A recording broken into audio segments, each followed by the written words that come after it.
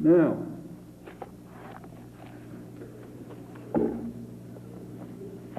here is a story, one of the first ones to pop out in the Indianapolis, Indiana paper, and this is back in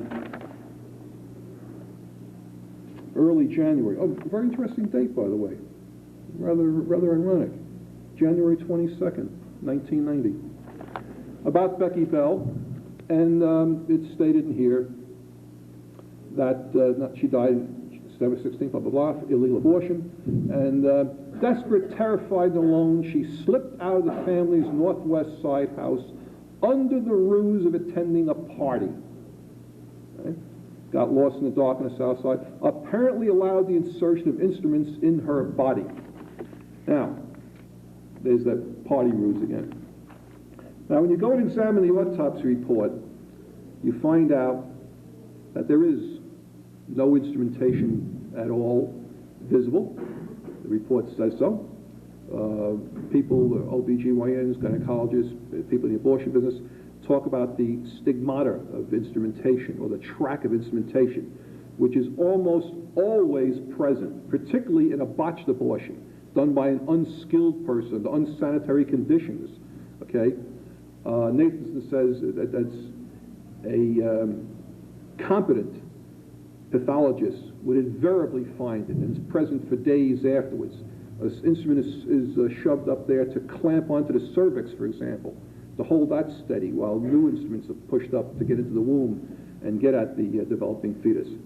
So it's almost unheard of where you can have an instrumentated abortion and not have some kind of track of it.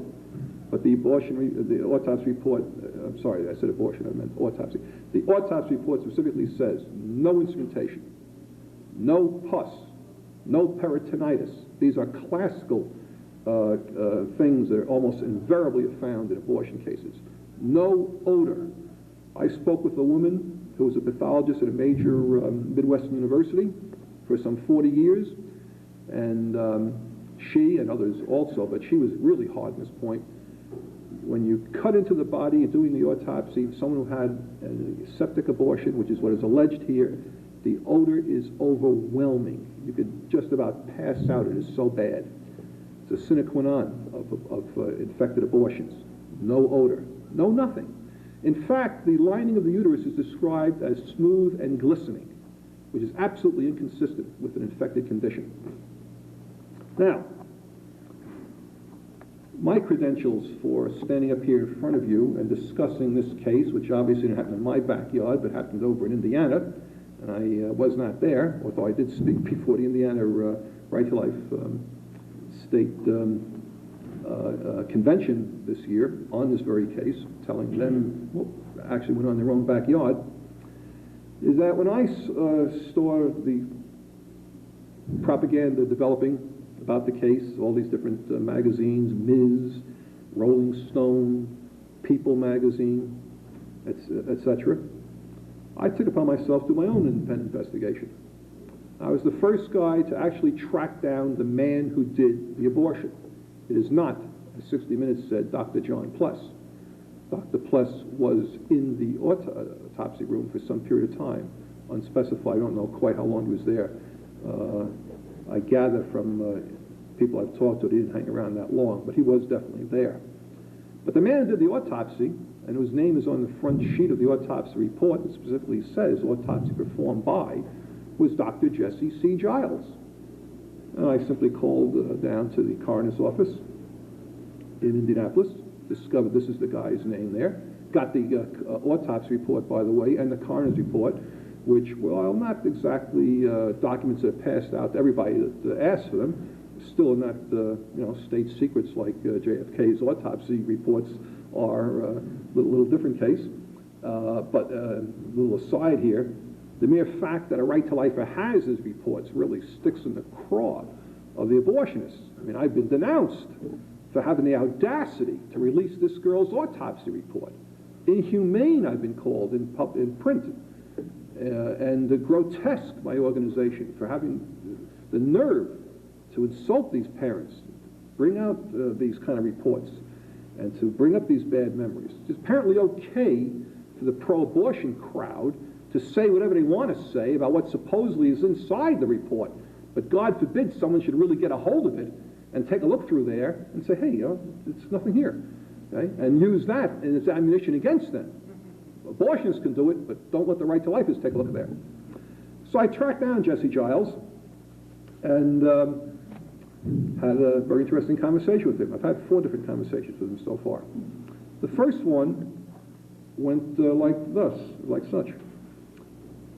I explained who I was, what was the purpose of my call. Long, long pause. I thought the guy had fallen asleep or something.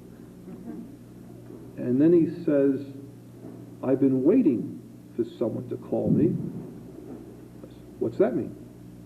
You're the first one. First one? I'm calling now, by the way, this is now 1990, sometime in October. It's 2 years plus since Beckey had died. I said, Doc, you gotta be kidding. I mean, it hadn't shown up on 60 Minutes yet, but it's in all these different magazines, newspapers, and so forth. The parents are traveling all around the country. I said, no one's called you? No one. Okay.